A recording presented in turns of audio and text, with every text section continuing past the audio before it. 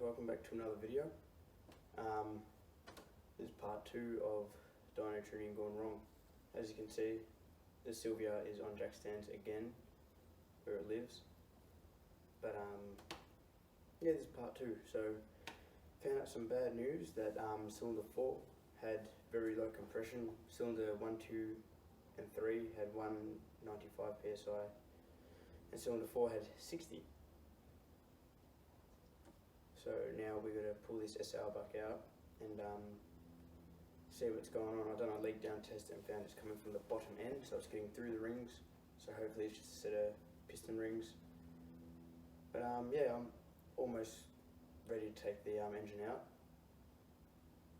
I've just got to take a few bolts off, but we'll go through that right now. As you can see, I've been getting to work a fair bit. I've got the loom out, whatever. Cooler piping, all that stuff, fuel lines, most of the wiring and whatever, but that's all done. It's just bell housing bolts now. Raise mice up on jack stands, and yeah, so we're gonna have some fun with this again.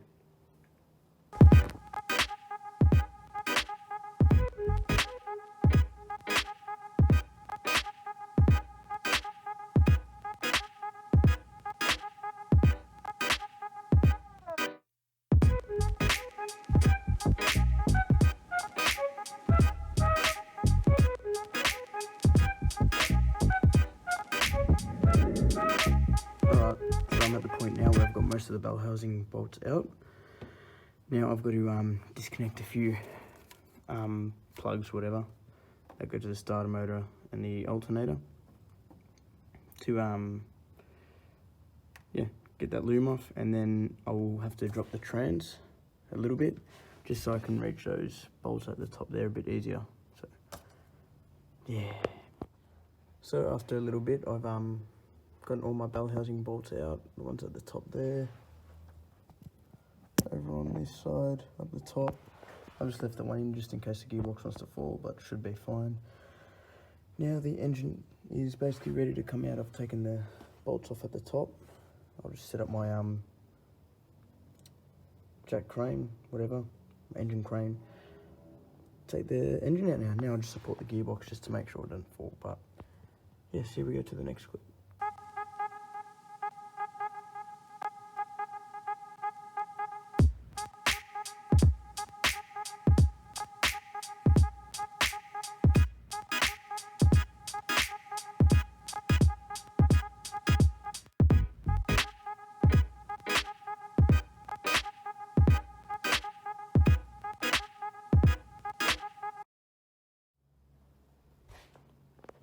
Engine is out.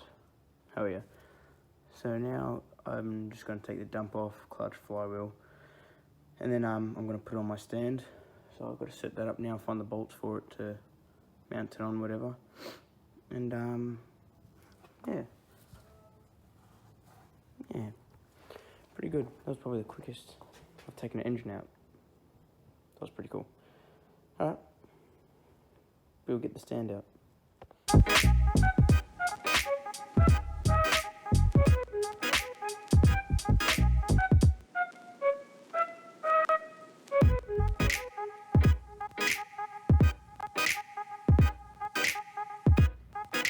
And again, what fun is it not to have one of the nuts strip? Beautiful. So now we've got to work on however long that takes us. God damn you. It had to be the worst spot too. Like, I can't get anything else in there apart from a spanner, really. Oh well. It has to be done.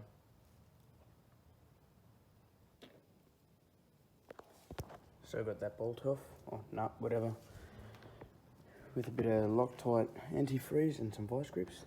They come off. So now we'll just take the pressure plate, clutch, flywheel off, and get it on the stand that I tackled out from the corner.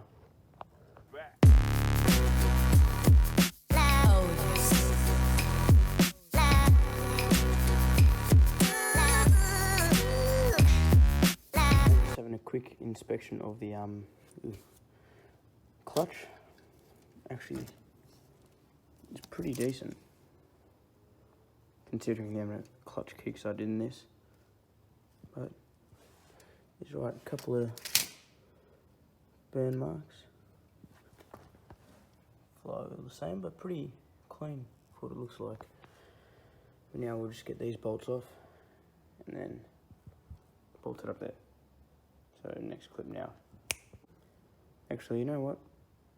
I'll just fast forward to when I get that on the stand, because I know half of you will be sick of time lapses. Alrighty, so got the SR on the engine stand.